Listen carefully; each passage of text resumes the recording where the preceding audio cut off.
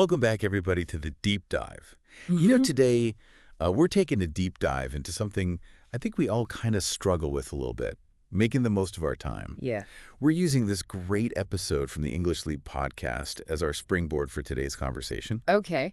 And it starts with this really thought-provoking question. Oh, okay. If you had to just guess, like right off the top of your head, what percentage of your day would you say is spent on things that truly matter to you?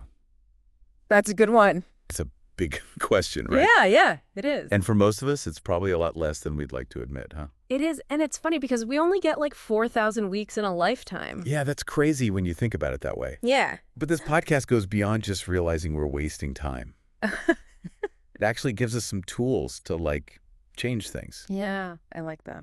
Get better. Yeah. One of the coolest things they talked about was this thing called the time perception paradox. Uh-huh. Have you ever heard of that? I have, and it's fascinating, the idea that time seems to move slower when we're kids. Cool. And then speeds up as we get older. It's like when you were a kid, summer felt like it lasted forever. Oh, And now it's like, boom, it's gone. Boom, just like that, yeah. And it has to do with how our brains, record new experiences, right? Exactly. When we're young, everything's new and exciting, so our brains are constantly making all these new connections. Like little sponges. Yeah, exactly. And that makes time feel longer. But as adults, we get stuck in routines, and without those novel experiences, time seems to speed up. Right. It's like our brains are on autopilot. Yeah, exactly. And the good news is the podcast suggests that even small changes to our routines can help us kind of reclaim that sense of time. Yeah, Like even just taking a different route to work or picking up a new hobby. totally. Something to shake things up. Something to jolt your brain awake a little bit. Yeah. Another thing that really stuck with me was this idea of someday Yeah. thinking. Yeah, someday. Someday I'll write that book or someday I'll learn to play the guitar. Someday. Yeah, it's always someday. But the podcast had this great analogy. Oh, tell me. It's like waiting for all the traffic lights to turn green before you leave your house. Okay, I see where you're going with this. If you wait for the perfect moment, you'll never actually get started. You'll be waiting forever. Exactly. So they suggest replacing someday with an actual date. Uh-huh. Or even better, just starting today. Right? Like right now, what's one small step you can take towards that someday goal? Love that. It's about building momentum, right? Totally. Even tiny actions can make a difference. Absolutely. The podcast also talked about the importance of figuring out what truly matters to you. Okay, yeah. And they had this exercise called the deathbed test. Oh, wow. Okay, that's a powerful one. It might sound a little morbid, It does. but basically, imagine yourself at the end of your life looking back. What are the things that will actually have mattered? Will it be those extra hours at work or the memories you made with loved ones? Right. It really puts things into perspective. It's a heavy question. It is. But it really helps you prioritize, right? Totally. Makes you think about what you really want your legacy to be. And to make that even more practical, they have this tip called the top 3 priorities rule. Okay, I like that. What is that? Every day, just pick your 3 most important tasks and focus on those before anything else. Yeah, that's great. So you're making sure you're spending your time on the things that truly move the needle. That makes so much sense. But what about all those things that distract us from those priorities, Uh-huh. Like for me, social media can be a huge time suck. Oh, tell me about it. And the podcast dives into some strategies for dealing with those time wasters. Like what? Like turning off those pesky notifications, setting limits on your screen time. Oh, those are good. It's amazing how much time you can reclaim by just making those small changes. Yeah, it's like finding hidden hours in your day. Totally. And then it's about using that newfound time intentionally. Okay, right. The podcast really emphasized the importance of what they call time wealth. Time wealth. I like that. What does that mean? It's about having control over your schedule, Yeah. being able to spend your time the way you want. Right. It's not just about money. It's about having the freedom to choose how you spend your precious hours. That's true freedom, isn't it? It is. And sometimes it even means prioritizing time over money. Interesting. How so? Like they told this story about a friend who had this amazing high-paying job, but she was working like 80 hours a week. Oh, wow. She had all this money, but no time to enjoy it. Yeah, that's the trap a lot of people fall into. It is. It makes you think, Yeah, it does. What's the point of all that money if you don't have the time to actually live your life? Exactly. And that's what this time wealth idea is all about. It's about finding that balance, right? Yes, absolutely. And speaking of things that matter, I was really intrigued by the podcast's discussion about experiences versus possessions. Oh, that's a good one. What did they say? Well, you know how we often think that buying things will make us happy, Hmm. but the podcast argues that experiences actually create longer-lasting happiness. Yeah, because the thrill of that new gadget fades pretty quickly. Right. But the memories of a trip, Mm. a great meal, Yep. or a concert you loved, Yes, those stay with you. they do. And you know what? It doesn't have to be anything fancy or expensive. Right. It's more about just being intentional about choosing experiences over accumulating stuff. I love that. And that makes me think that a lot of this boils down to mindfulness, Oh, yeah, definitely. like being present in the moment, Mm. paying attention to how we're using our time, Yeah, making conscious choices instead of just running on autopilot. exactly. And that brings us to another key point for the podcast, which is about regular reflection. Oh, that's so important. Taking a few minutes each day to think about how we spend our time, Yeah. like a little check-in. Yeah. The podcast suggested spending just 10 minutes at the end of the day, Okay. asking yourself, did I spend my time on things that matter? It seems so simple, but I bet it makes a big difference. It does. And it can lead to some really powerful shifts. Right. It's all about awareness. Totally. Hmm. And speaking of awareness, let's talk about single tasking. Oh, in our multitasking world. I know, right? Ew. We're constantly bombarded with distractions. It's hard to focus. But the podcast makes a really compelling case for slowing down and focusing on one thing at a time. Yeah, and I think it actually makes us more productive in the long run. I agree. And they had this hilarious analogy. What is it? Trying to cook dinner while answering emails and watching TV. Sounds familiar. What do you end up with? Probably burnt food and a bunch of unfinished emails. Exactly. Yeah. It's a recipe for disaster. It is. But when we focus on just one task, Yeah. we can bring our full attention to it. And not only does that usually mean our work is better, Mm-hmm. it's also just more enjoyable. Yeah. You know, it's like you can savor the process. like being present in the moment. Yes. And the podcast even suggests that something as simple as mindful cooking can be a great way to practice single tasking. Oh, I like that. How so? You're chopping vegetables, stirring the pot, Yeah. even just smelling the aromas. Hmm. It all becomes more enjoyable when you're really present. Just a meditation. It is. Okay, so we've talked about the time perception paradox, someday thinking, prioritizing, eliminating time wasters, and single tasking. Wow, that's a lot. It is, right? Mm-hmm. But there's even more. Oh, there is. Okay, I'm ready. The podcast also recommends keeping a time log to actually track how you're spending your time. That's interesting. It can be really eye-opening. Why is that? We often think we're being productive, Right. but a time log can reveal those hidden time wasters we don't even realize are eating up our day. I bet it would be surprising. Totally. Like checking email every 5 minutes or getting lost in those social media rabbit holes. Oh, yeah, those can really add up. They do. And once you see where your time is actually going, you can start to make adjustments and reclaim those lost hours. Okay, that makes sense. So you're not just flying blind. Exactly. But before we dive too deep into that, Yeah. I think it's important to touch on the importance of rest and reflection. That's a good one. They're essential parts of managing our time well, Yeah, but they're often the first things to go when we're feeling busy. it's true. We think we can't afford to take breaks. Yeah, but the podcast actually argues that rest is an investment Interesting. in our well-being and productivity. Okay, I like that. So it's not really a waste of time. No, it's like recharging your batteries. Yeah, makes sense. They even suggest scheduling downtime on your calendar. Whoa, really? Like a meeting with yourself? Exactly. And then there's reflection. Uh-huh. Taking a few minutes to think about how you spent your day. Like a little debrief. Yeah, just 10 minutes at the end of the day. Okay. To celebrate wins, identify areas for improvement, and set intentions for tomorrow. That's a great practice. It is.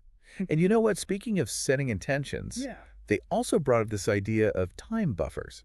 Time buffers, I've heard of those. What are they again? It's about leaving gaps in your schedule Okay. for flexibility and spontaneity. So instead of packing your day back to back? Yeah, you leave a little breathing room.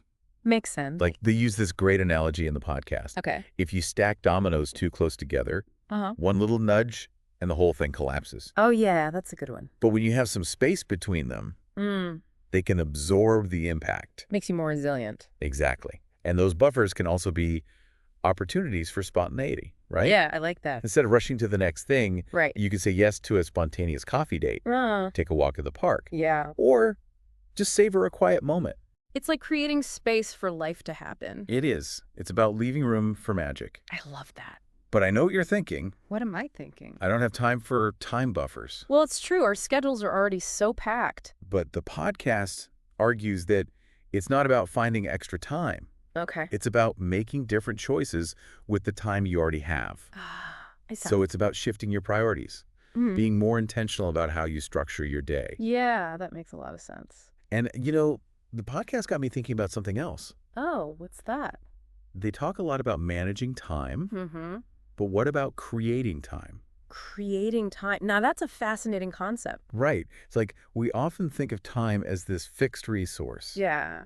But what if there's a way to actually generate more time in our lives? That's really interesting. I think so too.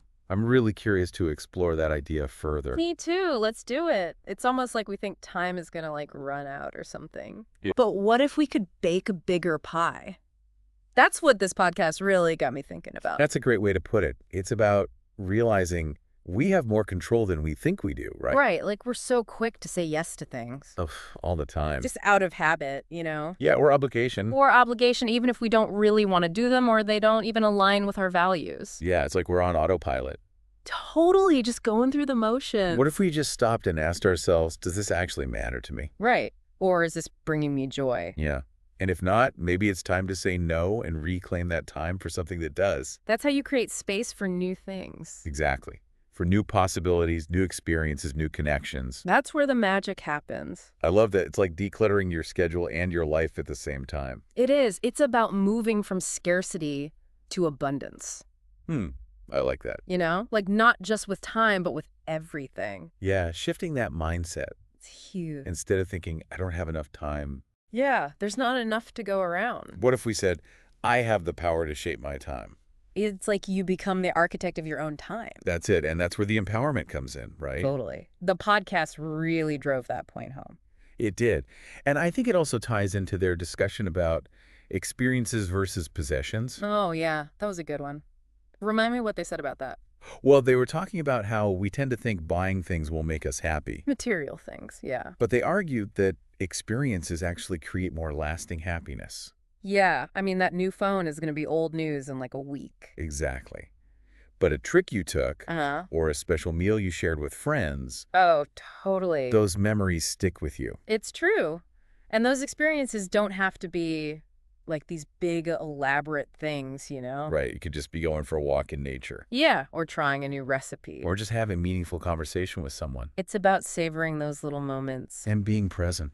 Exactly. And that brings us back to the importance of mindfulness, doesn't it? It does. Like, a lot of this comes down to being aware of how we're spending our time and making conscious choices. Right. Instead of just going through the motions. And that's why they emphasize regular reflection. Oh, yeah. Taking a few minutes each day to kind of check in with yourself. Exactly. Like, what went well today? Uh-huh. What could I do differently tomorrow? What am I grateful for? It's so simple, but so powerful. It is. Okay, so we've talked about mindfulness, reflection, you know, being intentional about our time. What about their advice on single tasking? Oh, that was a good one. Right. You know, in our world of constant multitasking, Right. Where everyone's trying to do a million things at once. it was so refreshing to hear them advocating for slowing down and focusing on one thing at a time. I think it's a lost art. It is. And they had this analogy about trying to cook dinner while answering emails and watching TV. Oh, yeah. What happens? Burnt pasta and half-finished emails. Classic. Been there. It's a recipe for disaster. It really is. But when we just focus on one thing, Mm-hmm. we can bring our full attention to it. You can get into that flow state. Yes. And they even talked about how something as simple as cooking can be a mindfulness practice. I like that. How so? Just like really paying attention to each step, Yeah. chopping the vegetables, stirring the pot. Just being present in the moment. Exactly. And they suggested keeping a time log. Have you ever tried that? You know, I haven't, but I've always been curious about it. It can be super helpful. How come? Well, sometimes we think we're being productive, but then we track our time and realize we're spending way more time on certain things than we thought. Oh, like those hidden time wasters. Yeah. Like checking email or social media constantly. It's sneaky how those things creep up on you. They do. Mm-hmm. But once you see it, you can start making changes. Right. Become more aware. Okay, so we've covered mindfulness, single tasking, time logs. But before we move on, I want to circle back to rest and reflection. Oh, those are so important, but so easy to neglect, I know, right?